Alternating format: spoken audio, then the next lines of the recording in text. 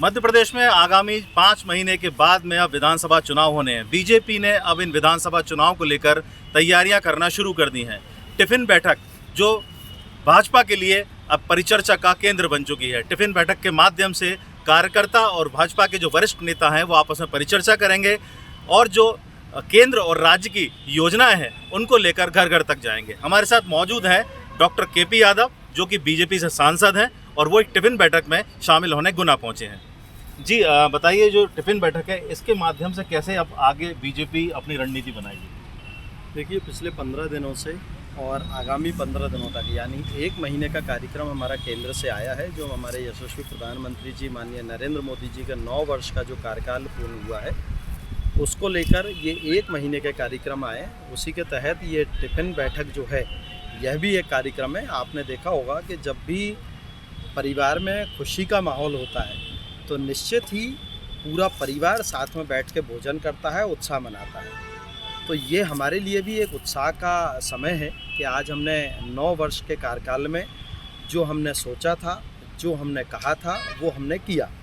इन 9 वर्षों में देश हित में, राष्ट्र हित में अनेकों अनेक निर्णय लिए गए।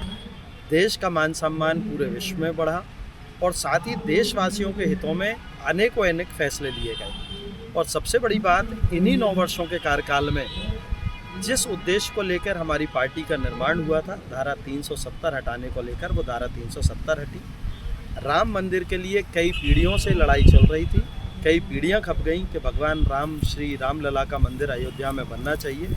उसका मार्ग प्रशस्त हुआ है तो वो भी इसी कार्यकाल में हुआ है। तो हमारे लिए उत्साह का वातावरण है। तो निश्चित ही जब उत्साह का समय है तो हमारे परिवार ने साथ में बैठकर उत्साह मनाना चाहिए, साथ में सहभोज करना चाहिए। तो उसी के तहत आज ये कार्यक्रम रखा गया है।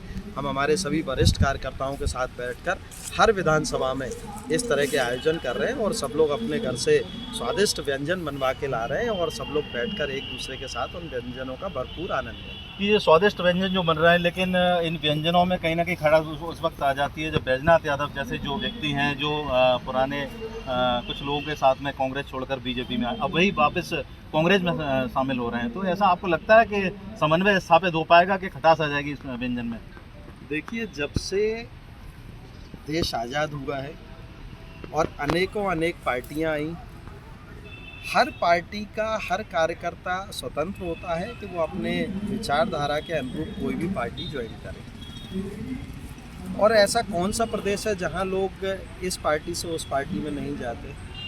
और जहां तक अगर आप यहाँ की बात करेंगे, माननीय बैजनाथ सिंह जी की बात करेंगे, वो वरिष्ठ व्यक्ति हैं, लेकिन पहले वो कांग्रेस में थे, उनका पूरा जीवन कांग्रेस में रहा है।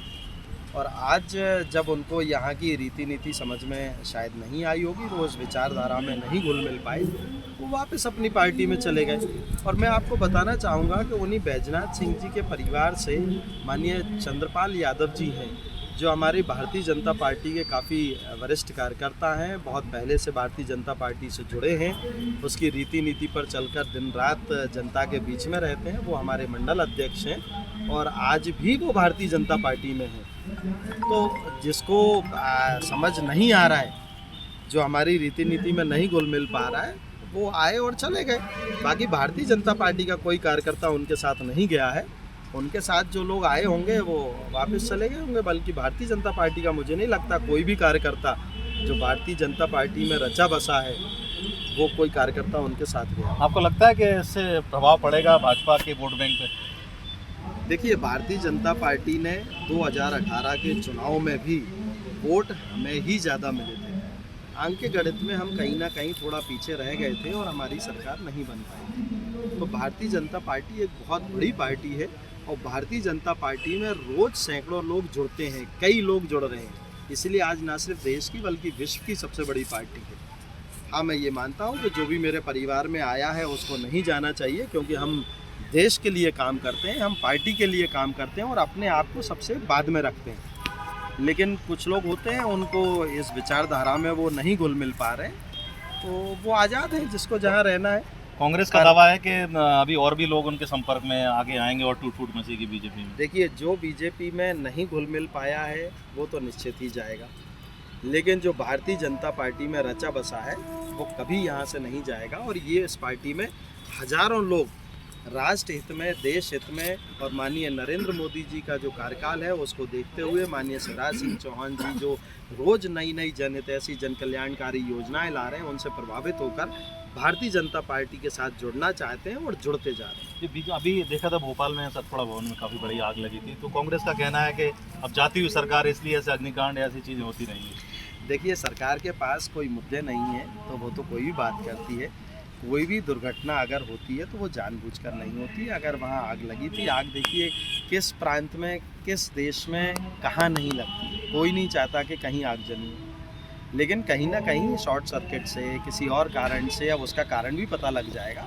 अगर कहीं कोई ऐसी दुर्घटना होती भी है, घटना दुर्घटना, तो उसको हर चीज़ को राजनीति से नहीं जोड़ना चाहिए। पर चूँकि उनके पास कोई मुद्दे नहीं है तो उन्हें तो कहीं को छुआ और बस ढोल पीटना है। तो मध्य प्रदेश में आपको क्या लगता है कि 2023 की विधानसभा चुनाव में बीजेपी कितनी सीट पर आगे बढ़ती? निश्चित ही भारतीय जनता पार्टी जिस तरह से काम कर रही है और हमने जो जनता के हित में काम किए हैं, जनता का भरपूर आशीर्वाद हमें मिलेगा और पूर्ण बहुमत की सरकार मध्य प्रदेश में फिर से बनेगी। तो मध्य प्रदेश में पूर्ण बहुमत की सरकार का दावा कर रहे हैं डॉक्टर केपी यादव, और उसी को लेकर अब परिचर्चाओं का दौर जारी है। कार्यकर्ताओं, वरिष्ठ नेताओं का, सभी का यहाँ पर अब समन्वय के साथ में एक टिफिन बैठकें यहाँ पर शुरू हो चुकी हैं।